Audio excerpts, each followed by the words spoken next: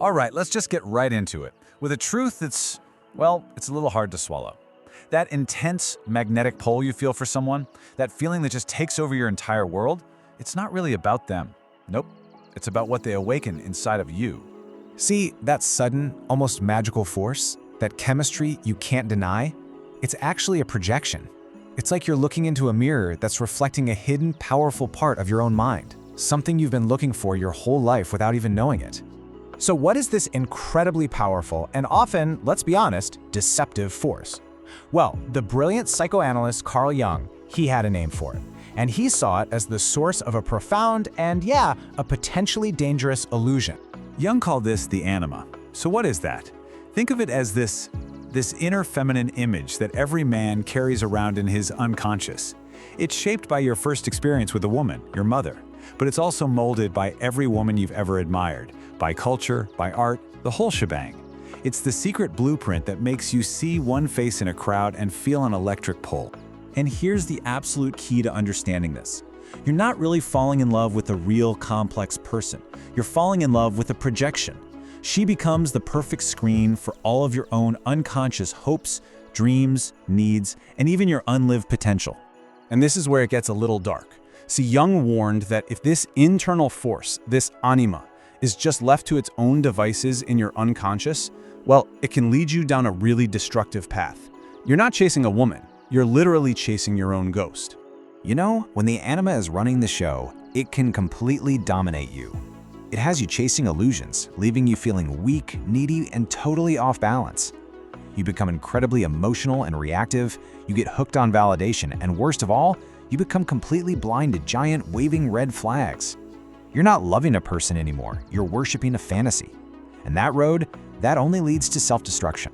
Think about it. We're all taught to chase that chemistry, right? That spark. But what is that spark, really? A lot of the time, it's not a sign of some deep, true compatibility. It's just your unconscious going, hey, I recognize that pattern. That fits my blueprint. True connection, on the other hand, isn't built on a memory or a craving. It's built on presence, on clarity, on seeing the actual person in front of you. Does any of this sound familiar? When that projection is in full swing, you just lose yourself. You put her on a pedestal, you obsess, you give and give and give until there's nothing left. You end up betraying your own values, your own needs, and in the end, you're the one who suffers. So you have to ask yourself, was it really love? Or was it an unconscious craving to fill a hole inside you? Okay, but this is not a life sentence. This cycle can absolutely be broken. The turning point, the entire key to taking your power back, it all starts with one simple but incredibly profound step. Just becoming aware. It's like turning on a light in a dark room. The second you pause and recognize the anima at play, the whole illusion starts to crack. You realize this force isn't some evil thing to be destroyed. It's a teacher. It's meant to be understood and integrated into you, not endlessly projected onto someone else. And with that awareness comes this staggering realization. You look back on all those powerful, intense, seemingly faded connections, and you realize they weren't random at all. You see that you weren't really choosing those women. You were choosing wounds. Wow. You were choosing familiar patterns. You were unconsciously trying to get closure, trying to heal something deep inside yourself by finding it in another person. The people you were drawn to weren't your soulmates. They were your teachers, showing you exactly where you still needed to heal. So once you see the pattern, what do? How do you actually break it? Well, this is where the real work begins. This is the path of integration, of finally reclaiming all those parts of your soul that you've been giving away. The whole path is about learning to decode your attraction instead of being a slave to it. So first, you just observe the desire, feel it, but don't act on it. Then you have to ask yourself with brutal honesty, what feeling am I really chasing here? Is it a feeling of being alive, of being worthy, of being creative?